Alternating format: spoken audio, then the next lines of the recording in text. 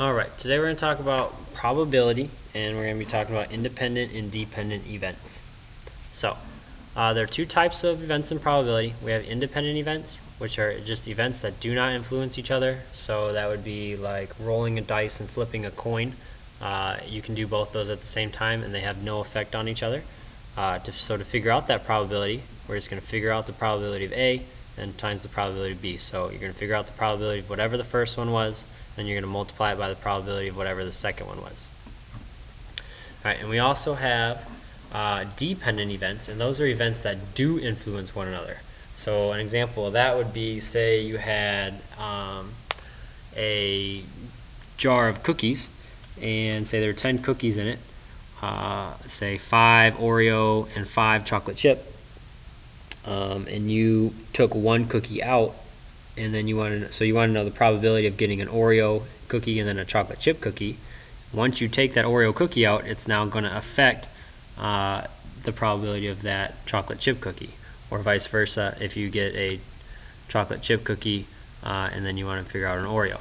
So that we're going to go with the probability of A, and then we're going to times that by the probability of B after you've taken A out. Alright, so let's take a look at this. This says, suppose you roll a red number cube and a blue number cube. We want to know the probability of rolling a 3 on the red and an even number on the blue cube. So the first thing you're going to do is you're going to find the probability of each event. So the probability of getting a red 3 is that you have one side that has a 3 on it, and you have 6 total sides. So the probability of getting a red 3 is 1 out of 6. Probability of getting a blue even, you know that we have 3 even numbers, 6 total sides, so we have a 3 out of 6 chance, which is just a half. So then all you're going to do is you're going to multiply and simplify. So you're going to go 1/6 times 1/2, which equals 1/12. And then we're going to write that as a percent.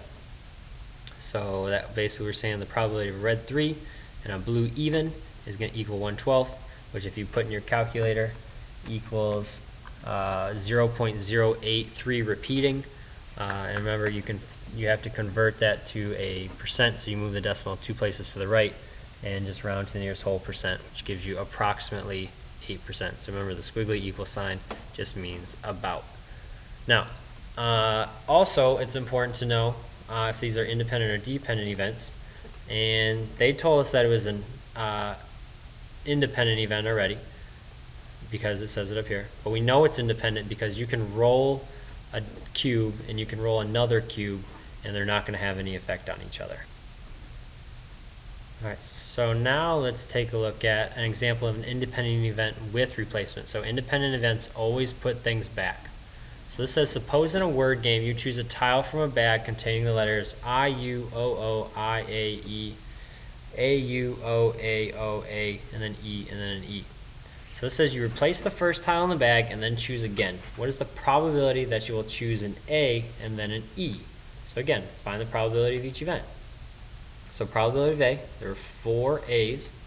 You have 1, 2, 3, 4 A's out of 15 total. So you have a 4 out of 15 chance on that.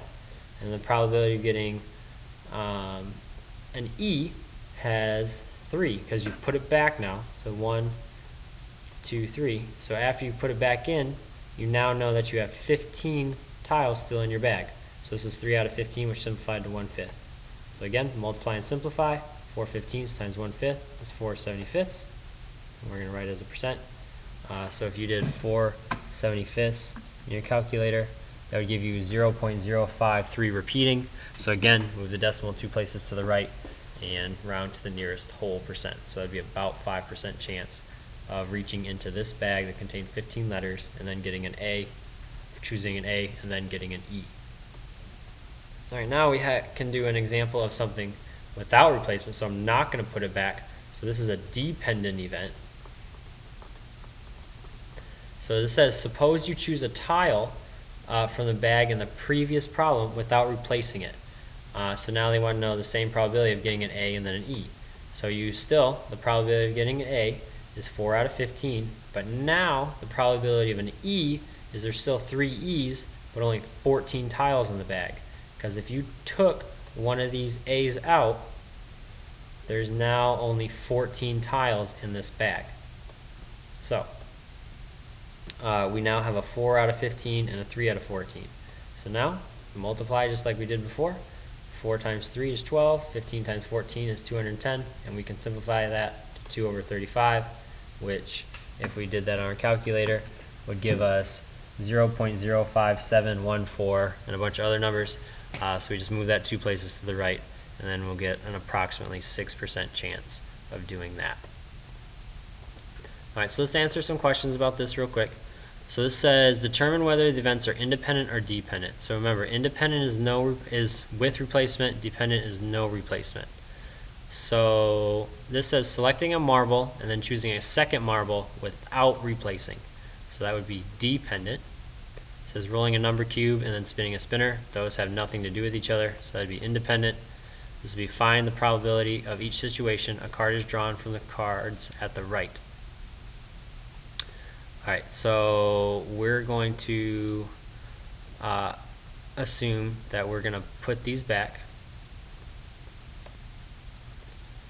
Alright, actually we're going to skip this one. Alright, and then let's take a look at this. Alright, so if we take a look at this one says David and Adrian have a coupon for a pizza with 1 topping. The choices of toppings are pepperoni, hamburger, sausage, onions, bell peppers, olives, and anchovies. It says if they choose at random, what is the probability they will both choose hamburger as a topping? So we need to figure out the probability of David and the probability of Adrian. Now they both have the same chance, so they're only going to get to choose 1 topping out of 1, 2, 3, 4, 5, 6, 7. So out of 7. Now we just multiply those together. So that just equals 1 out of 49. So that would be my probability. They have a 1 in 49 chance there of both choosing hamburger. Alright, let's look at this one. This one says the probability that Tara will make a free throw is 3/4. What is the probability that Tara will make her next 2 free throws? So we know that her first free throw is 3/4. It's not going to have any effect on her next one. So it's just 3/4 times 3/4. It's going to be 9/16. Alright, so that's probability of independent and dependent events. If you have any questions, come on in and ask.